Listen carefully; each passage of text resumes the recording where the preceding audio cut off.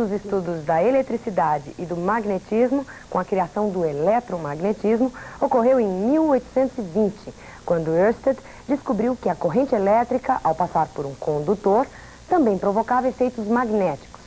Isso ocorre porque a corrente gera um campo magnético com linhas de força circulares ao seu redor.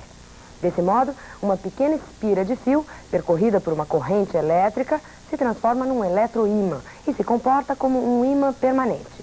E campo magnético, por ímã ou corrente, é tema de hoje do PC. Olá, pessoal. Estamos de volta para dar continuidade ao nosso curso de eletromagnetismo. E na aula de hoje, nós vamos falar um pouco em fontes de campo de indução magnética. Nós vimos em aula passada que um campo magnético é a região que envolve um ímã. Nós vamos ver hoje uma outra maneira de se criar um campo magnético. Nós vimos aulas passadas que para visualizar o campo magnético num ímã em forma de barra, nós poderíamos utilizar um ímã em forma de barra, ou um ímã de formato qualquer, uma palhinha de aço e uma folha de papel. Colocando-se a folha de papel sobre o ímã e esfregando-se a palhinha de aço sobre esse papel, nós podemos visualizar as linhas de indução do campo magnético. E vimos também que essas linhas, elas partem do polo norte do ímã e se dirigem para o polo sul desse ímã. Uma outra maneira de se criar um campo magnético é utilizando-se uma corrente elétrica. Sempre que nós tivermos uma carga elétrica em movimento, esta carga elétrica cria ao seu redor um campo de origem magnética. E no começo do nosso curso nós vimos carga elétrica em movimento ordenado é a corrente elétrica. Desta forma, a região que envolve um fio condutor, por onde passa uma corrente elétrica, é uma região de campo magnético. Você pode anotar esse primeiro resuminho importante. Uma corrente elétrica cria ao redor do condutor um campo magnético. Nós devemos agora caracterizar o vetor indução magnética, o vetor B. Mas antes de falarmos no vetor B, vamos falar um pouquinho sobre as linhas de indução desse campo magnético. Se nós tivermos inicialmente um condutor retilíneo percorrido por uma corrente elétrica, as linhas de indução são circunferências concêntricas, isto é, circunferências com o mesmo centro, com centro no condutor. Além disso, elas são circunferências coplanares no mesmo plano. E este plano é um plano perpendicular ao condutor retilíneo. Se nós olharmos para esse condutor de frente, as circunferências estariam circundando o fio, circunferências concêntricas. Um detalhe importante é descobrirmos o sentido dessas linhas. No caso de um ímã, elas partem do polo norte e se dirigem para o polo sul. Mas para o caso de um condutor retilíneo, nós devemos aplicar a chamada regra da mão direita.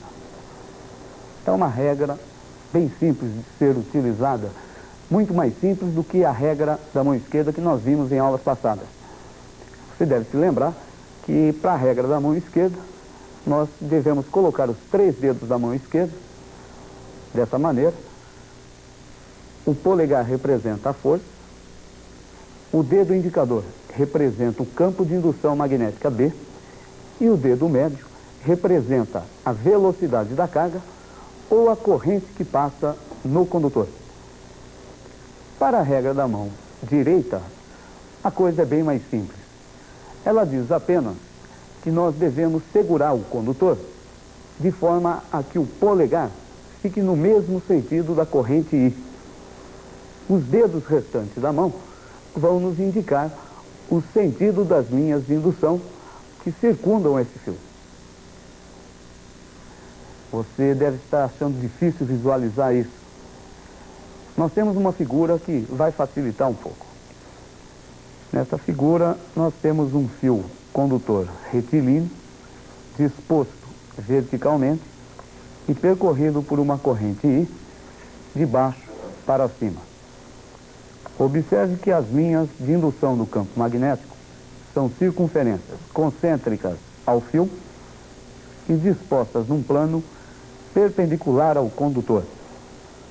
O sentido dessas linhas, dado pela regra da mão direita. Nós devemos segurar o fio condutor de forma a que o polegar coincida com o sentido da corrente I.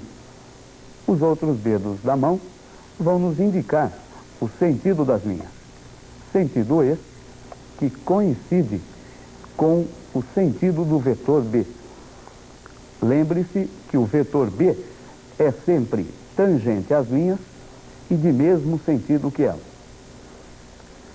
Bom, com a aplicação da regra da mão direita, nós determinamos a direção e o sentido do B. A intensidade desse vetor é calculada pela expressão μ0i sobre 2πd. μ0 é uma constante, a chamada constante de permeabilidade magnética. No nosso caso, μ0 é a constante de permeabilidade magnética do vácuo. 4π, 10 a menos 7 Tesla vezes metro por ampere. Um valor que você não deve se preocupar, porque o examinador sempre irá fornecer esse valor do μ, caso seja necessário. O que nós devemos entender é que I e B são grandezas diretamente proporcionais. Isto é, quanto maior o valor do I, tanto mais intenso será o campo magnético criado pela corrente. E é, ao mesmo tempo, inversamente proporcional à distância do ponto considerado até o fio. Quanto maior a distância, tanto menor será a intensidade do vetor B. Uma segunda fonte de campo é a chamada espira circular, que nada mais é do que um condutor dobrado na forma de uma circunferência. A intenção com isso é fazer com que as linhas se concentrem no centro dessa espira. Para determinarmos o sentido do B criado no centro da espira, nós vamos novamente utilizar a regra da mão direita. Nós devemos segurar o fio condutor com o polegar no mesmo sentido da corrente I. E no centro da espira, o campo B será perpendicular ao plano da espira e com sentido dado pela regra da mão direita. Observe na próxima figura. Nós temos aí uma espira condutora de raio R, percorrida por corrente, que aqui na nossa figura tem sentido anti-horário. Nós devemos segurar o fio condutor de forma que o polegar coincida com o sentido da corrente I. As linhas passarão por dentro da espira no sentido indicado na figura. E o campo, em seu centro, será perpendicular ao plano determinado pela espira e com intensidade dado pela equação μ0i sobre 2R, onde R é o raio da espira. O μ0 é o mesmo que nós vimos agora há pouco, a constante de permeabilidade magnética. Observe que aqui também a corrente I e o campo B são diretamente proporcionais. Quanto maior a corrente, tanto mais intenso será o campo no centro da espira. E é inversamente proporcional ao raio dessa espira. Quanto maior o raio, menor o campo B. Com essas duas fontes de campo, a gente inicia um estudo importante do eletromagnetismo. Na próxima aula, nós devemos continuar a falar sobre fontes de campo magnético. Iremos falar na bobina chata e no solenoide. Espero vocês